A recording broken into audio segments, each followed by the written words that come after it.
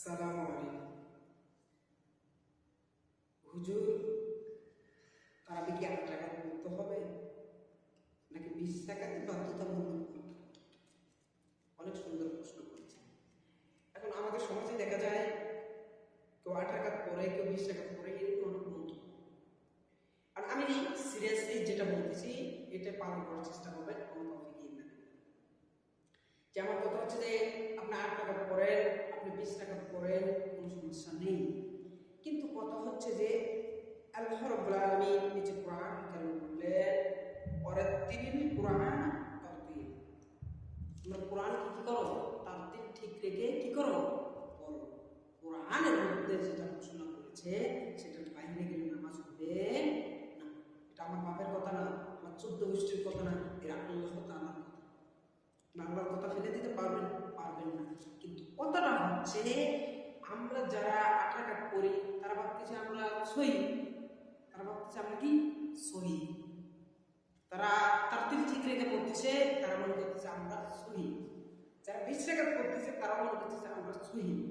কিন্তু কোরআনের আয়াত পাওয়াও সত্য, কোরআনের আয়াত আছে এবং খতমে তারাবি করতেছে, খতমে তারাবির মধ্যেও ওয়ারাত্তিলিল কোরআন তারতিলা এই আয়াতটাও করতেছে। কিন্তু আয়াতের ব্যাখ্যা তো বোঝে কিন্তু মানার চেষ্টা করতেছে। প্রিয় ভাই, আপনাদেরকে বুঝে দিতে চাই যে আপনি হাফেজ হয়েছেন, মুফতি হয়েছেন, মুহাদ্দিস হয়েছেন, কিন্তু কোরআনের ব্যাখ্যাকে আপনি উল্টাভাবে তুলে হবে না। আপনি চাকরির ভয় করলে হবে না, চাকরি আজ আছে কাল নাই এটার ভয় আপনি করবেন না। যেমন আছে চাকরির ভয় করো যদি ছেড়ে দাও ওই না গতি, কি হবে বেঁচে থেকে অজাদা বিদ্যা শিখে, যদি না করতে পারি শাসকবিহীন সমাজ থাকে। তাহলে আমরা সমাজটা কেমন করে করতেছি?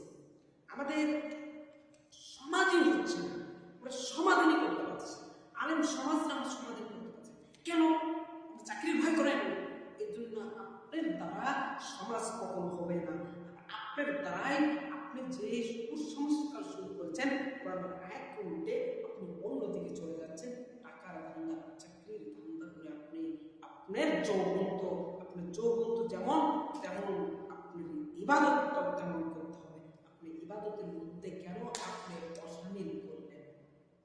এটা জবাবদিহি কে দিবে? ইমাম দিবে।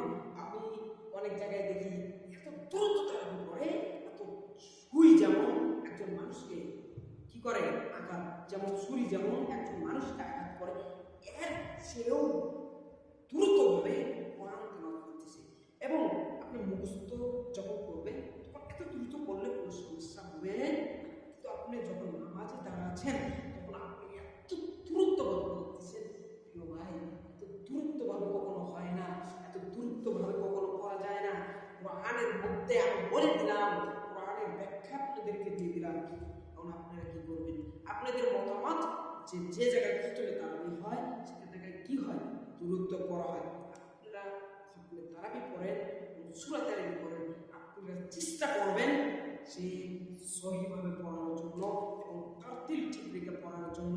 প্রিয় মুসল্লিয়ানে কিরাম, একটা জিনিস জেনে রাখবেন, আপনি যে কোরআন তেলাওয়াত করতেছেন নামাজে, নামাজকে অপমান করতেছেন না, কিন্তু আপনি কোরআনকে অপমান করতেছেন।